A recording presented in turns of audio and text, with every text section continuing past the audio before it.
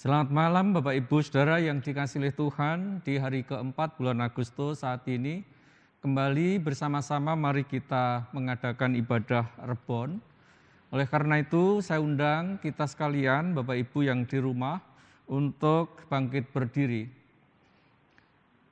Saudara yang dikasihi oleh Tuhan, marilah ibadah dan doa Rebon kita saat ini kita selenggarakan dalam keyakinan iman kita bahwa pertolongan kita adalah dalam nama Tuhan, pemelihara dan penyelamat kehidupan kita. Amin. Oleh karena itu kiranya kasih karunia dan damai sejahtera dari Tuhan Yesus Kristus ada pada saudara sekalian. Amin. Saudara, marilah bersama-sama kita mengawali ibadah Rebon kita dengan memuji Tuhan dalam Kidung Jemaat 149 bait 1 dan 2, dipersilakan duduk.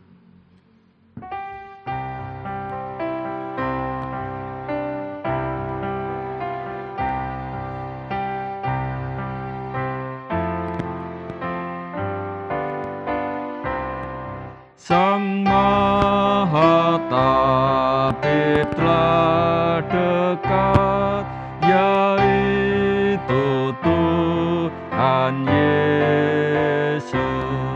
Wahai yang sakit dan penat, dengarlah suara Yesus.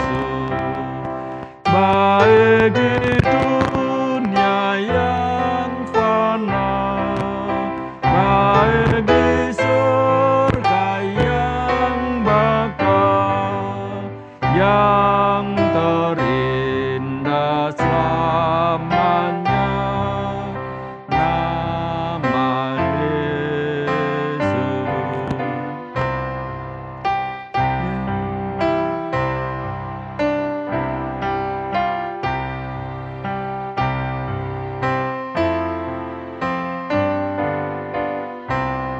Diampuninya dosamu, dengarlah suara Yesus. Menuju sorga jalanmu, bersama Tuhan Yesus. Baik di surga yang penuh, baik di surga yang bakal, yang terindah selamanya, nama Tuhan Yesus. Saudara, mari kita bersama-sama berdoa untuk menerima pelayanan firman. Mari kita berdoa. Bapa Surgawi, terima kasih Tuhan atas kasih setiamu dan atas segala kemurahan serta kebaikan-Mu.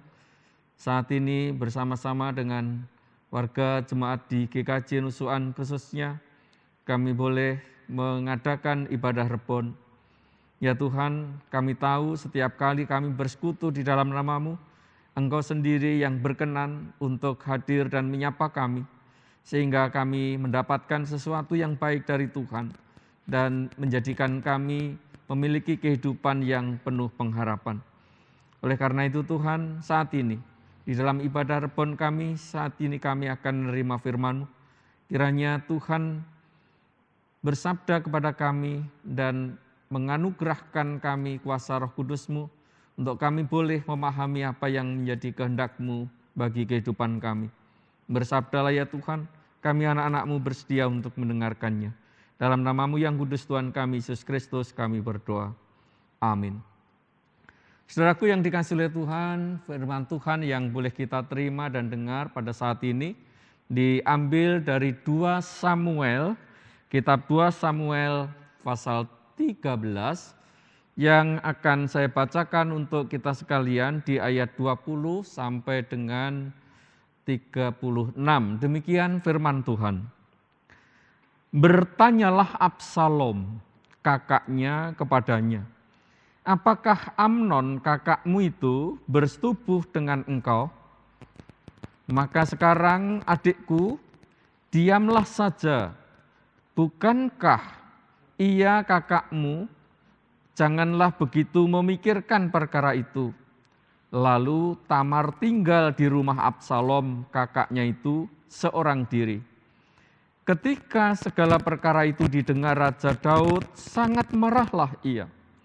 Dan Absalom tidak berkata-kata dengan Amnon, baik tentang yang jahat maupun tentang yang baik. Tetapi Absalom membenci Amnon, sebab ia telah memperkosa Tamar adiknya. Sesudah lewat 2 tahun, Absalom mengadakan pengguntingan bulu domba di Baal Hasor yang dekat kota Efraim. Lalu Absalom mengundang semua anak raja. Kemudian Absalom menghadap raja, lalu berkata, "Hambamu ini mengadakan pengguntingan bulu domba, kiranya raja dan pegawai-pegawai ikut bersama-sama dengan hambamu ini." Tetapi raja berkata kepada Absalom, "Maaf anakku, jangan kami semua pergi supaya kami jangan memusnahkan engkau." Lalu Absalom mendesak, tetapi raja tidak mau pergi. Ia hanya memberi restu kepadanya. Kemudian berkatalah Absalom, "Kalau tidak, izinkanlah kakakku Amnon pergi beserta kami." Tetapi raja menjawabnya, "Apa gunanya ia pergi bersama-sama dengan engkau?"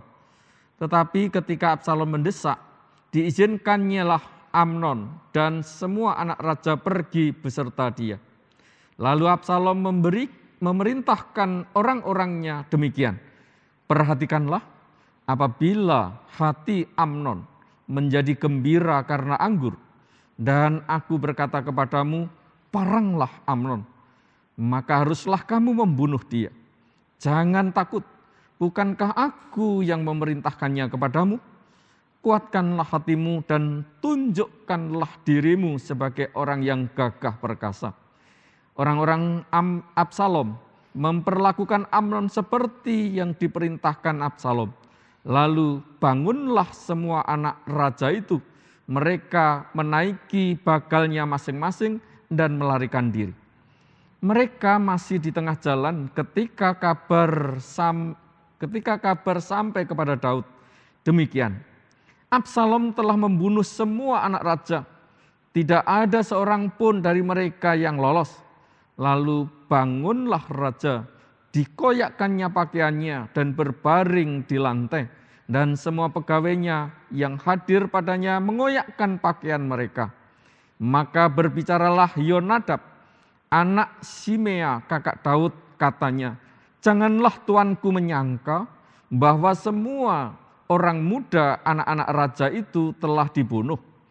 Hanya Amnon yang mati, sebab hal itu telah terlihat pada air muka Absalom sejak Amnon memperkosa Tamar adiknya. Jadi janganlah tuanku raja menaruh pikiran dalam hatinya bahwa semua anak raja itu sudah mati, sebab hanya Amnon yang mati." Absalom melarikan diri ketika orang yang berjaga-jaga melayangkan pandangannya. Maka terlihatlah olehnya sejumlah besar orang datang dari jurusan Horonaim sepanjang sisi pegunungan. Berkatalah Yonadab kepada raja, "Lihat, anak-anak raja datang, benar seperti kata hambamu ini." Baru saja ia habis berkata, datanglah anak-anak raja itu. Mereka menangis dengan suara nyaring, juga raja dan semua pegawainya menangis dengan amat keras. Saudaraku yang dikasihi oleh Tuhan, demikianlah firman Tuhan yang boleh kita dengar dan terima bersama. Dan yang berbahagia ialah setiap orang yang bukan hanya mendengar firman Tuhan, tapi terlebih mencoba berusaha untuk memahami maknanya dan kemudian bertekad untuk melaksanakan dalam hidup sehari-hari. Kiranya kita sekalian juga termasuk orang-orang yang layak disebut berbahagia, karena kita pun orang yang bertekad untuk melaksanakan hidup sesuai dengan kehendak Tuhan. Saudara yang dikasihi oleh Tuhan, jika saudara pernah tergores oleh pisau atau mungkin kuku saudara sendiri, saudara dapat menutup luka kecil itu dengan tansoplas yang berwarna seperti kulit kita sehingga luka itu tidak nampak. Sekalipun demikian saudara, luka itu tertutup, namun sebenarnya luka itu ya masih tetap ada. Maka yang benar-benar membuat luka itu bisa hilang adalah jika luka tersebut disembuhkan. Saudara, ini adalah luka secara fisik. Maka begitu juga halnya dengan luka batin atau luka hati atau sakit hati. Jika tidak disembuhkan, akan menjadikan sakit hati tersebut bahkan semakin parah, walaupun tidak nampak. Itulah yang disebut dendam. Dendam belum tentu nampak, namun sesungguhnya dendam itu akan nampak kalau sudah meledak. Dan itulah yang terjadi dalam diri Absalom di dalam bacaan kita saat ini. Saudara yang dikasihi oleh Tuhan, Absalom adalah putra Daud yang ketiga. Ia dikenal karena ketampanannya. Namun sungguh sangat disayangkan bahwa hatinya tidak seelok tampangnya yang tampan tersebut. Sungguh sangat disayangkan hatinya justru sedang dikuasai oleh rasa dendam. Dengan pembalasan atas penodaan yang dilakukan oleh kakak tirinya yang bernama Amnon terhadap adik perempuannya yaitu Tamar. Ia menyuruh membunuh Amnon terhadap adik yang sudah diperkosanya tadi. Saudara, hingga akhirnya ia terpaksa mengungsi, menghindar dari kemarahan Daud ayahnya. Setelah berdamai kembali dengan bapaknya, ia menjalankan intrik-intrik secara keji, secara licik, dan kemudian berusaha untuk membalaskan dendamnya tersebut. Dan karena itu saudara yang dikasihi oleh Tuhan, intrik-intrik tersebut dilakukan bahkan bukan hanya membalas akan kejahatan kakaknya yaitu Amnon, tetapi juga terhadap ayahnya sendiri dengan cara setelah melakukan pelarian diri dan kemudian diperbolehkan pulang, dia mengatur siasat dan kemudian berupaya untuk melakukan makar, untuk melakukan pemberontakan terhadap orang tuanya. Nah saudara yang dikasihi oleh Tuhan, itulah yang terjadi di dalam kisah Samuel, 2 Samuel pasal 13 ayat 1 sampai dengan 19 dan bahkan sampai dengan pasal 19 ayat 9 nanti.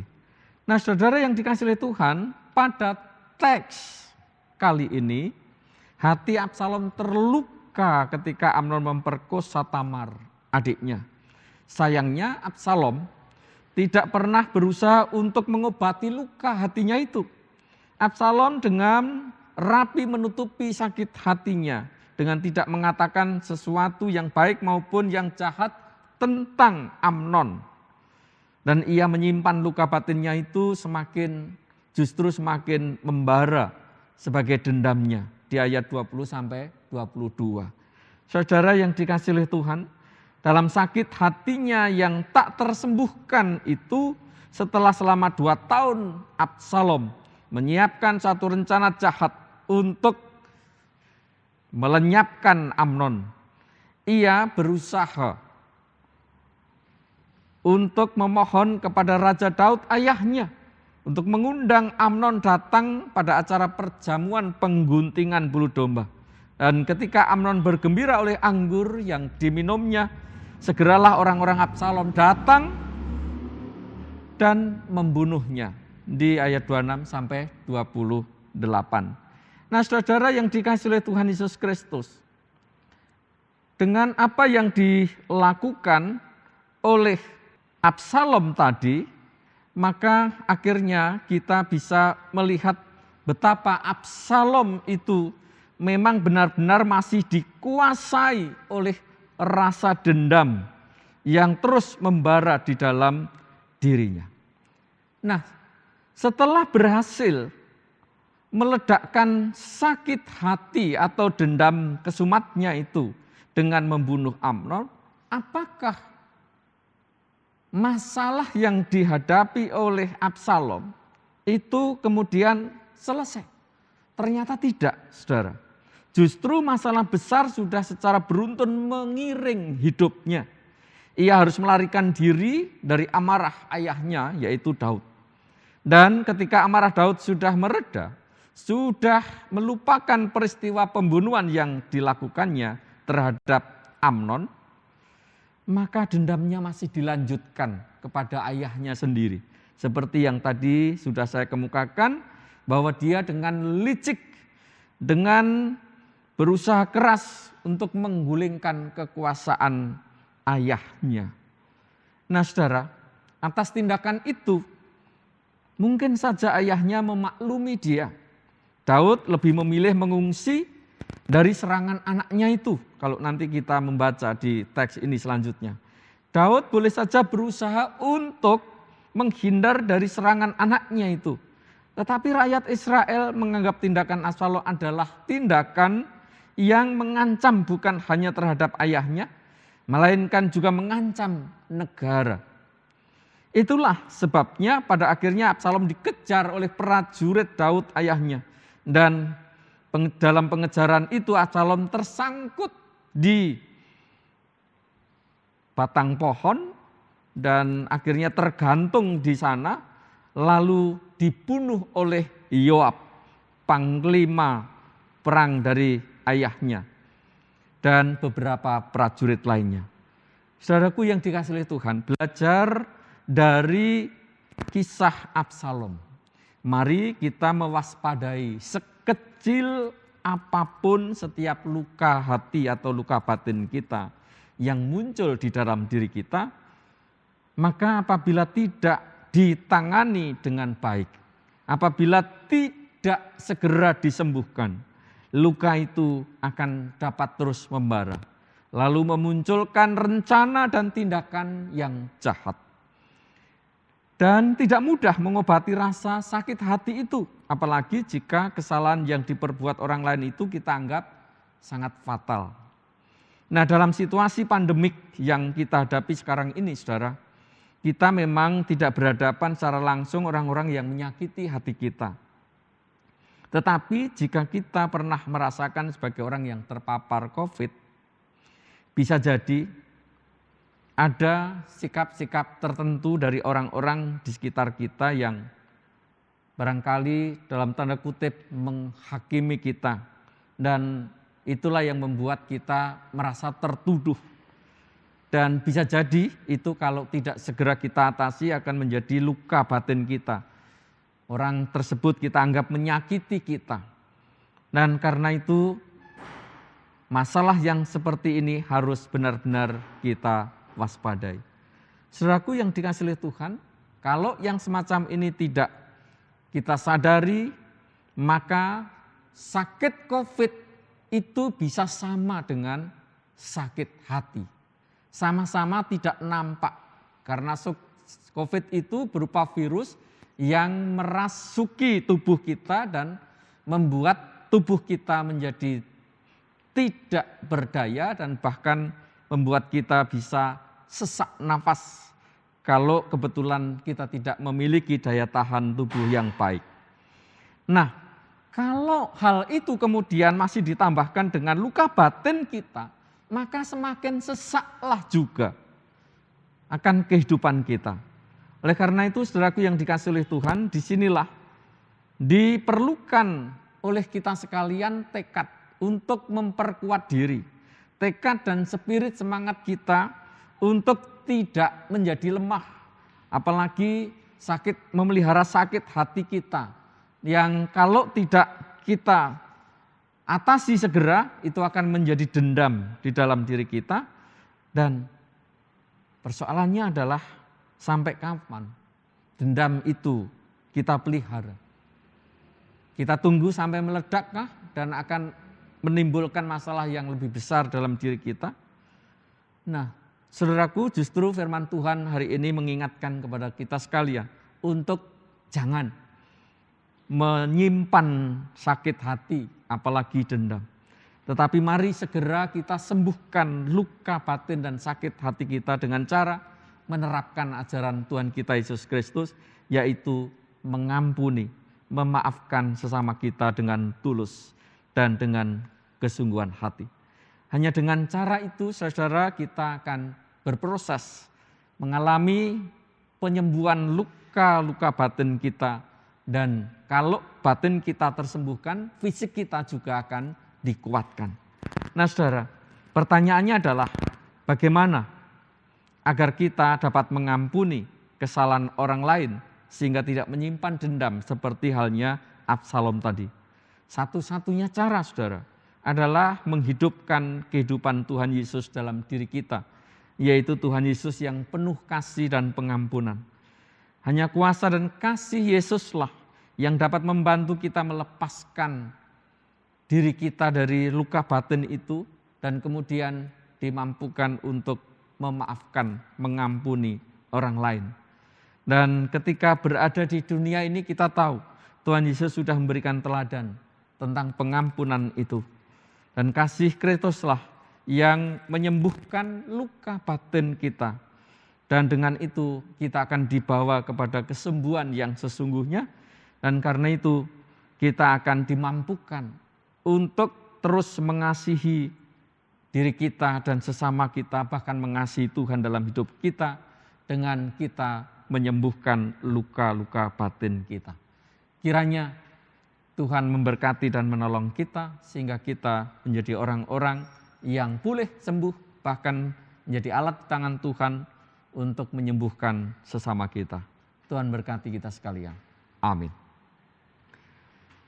Bapak, Ibu, Saudara yang dikasihi oleh Tuhan, setelah kita menerima renungan dalam firman Tuhan tadi, maka baiklah kita menghadap Tuhan dalam doa syafaat saya antarkan.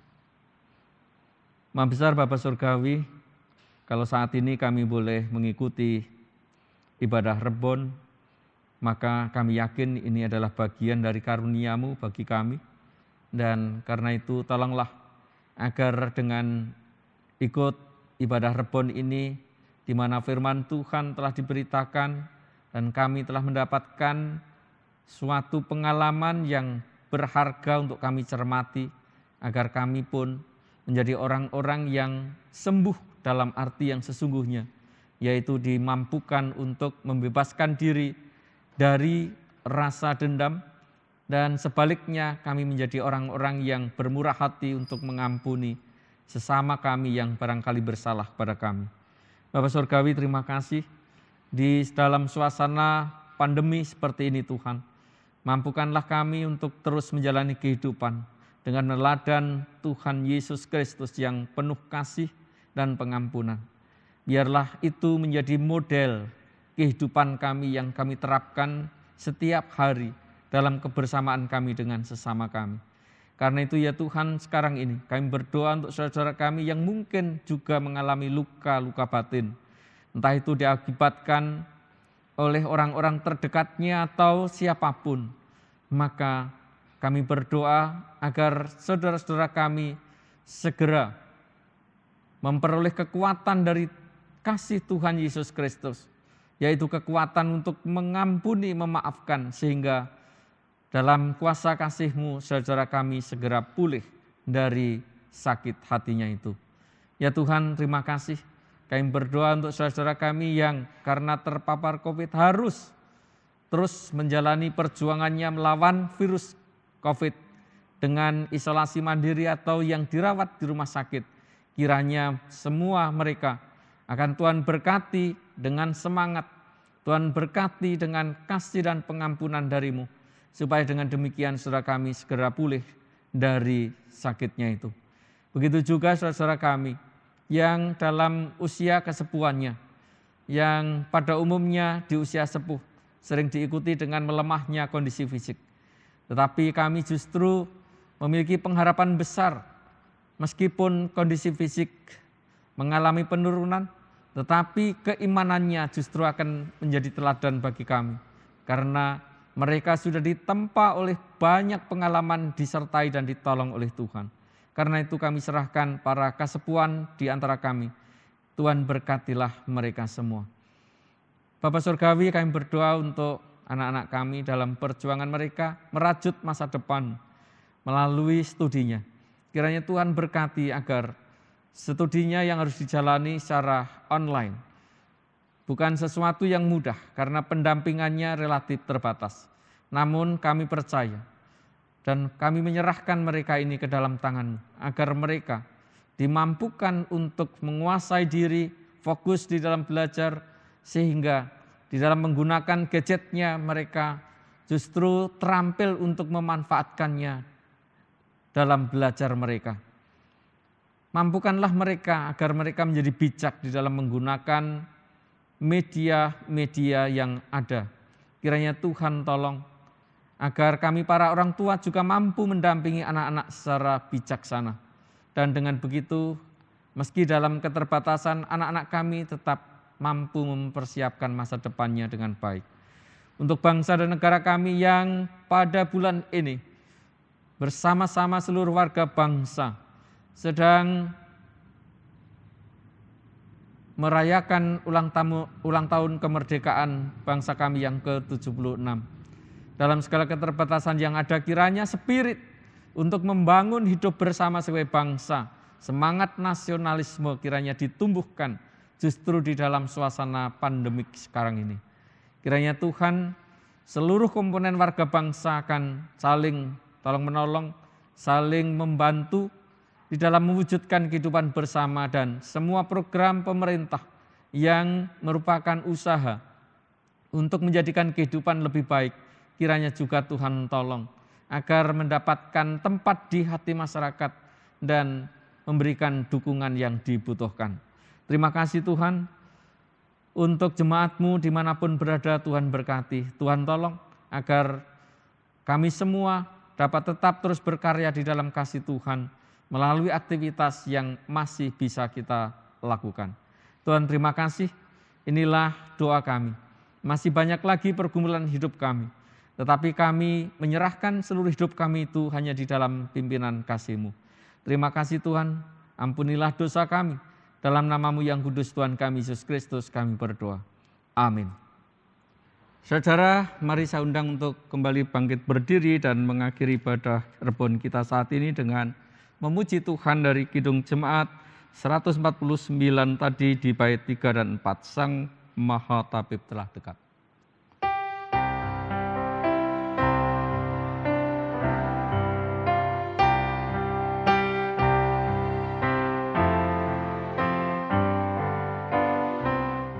Segala puji baginya, telah ku ikut Yesus, olehnya aku selamatlah, ku cinta Tuhan Yesus. Baik di dunia yang fana, baik di surga yang bakal, yang terindah selamanya, nama Tuhan Yesus.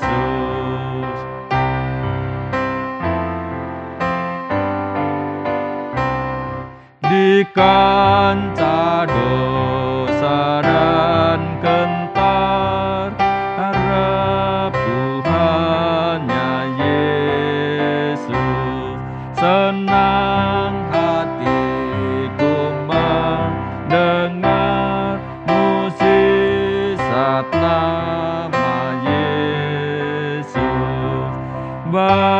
di dunia yang fana, baik di surga yang bakal, yang terindah selamanya, nama Tuhan Yesus. Saudara, mari kita akhiri ibadah kita ini dengan menerima berkat Tuhan. Semoga Allah sumber pengharapan memenuhi kamu dengan segala sukacita dan damai sejahtera dalam iman kamu, supaya oleh kekuatan Roh Kudus kamu berlimpah-limpah dalam pengharapan. Amin. Demikian saudara, ibadah Rebon telah bersama-sama kita ikuti. Selamat malam dan Tuhan berkati kita sekalian. Amin.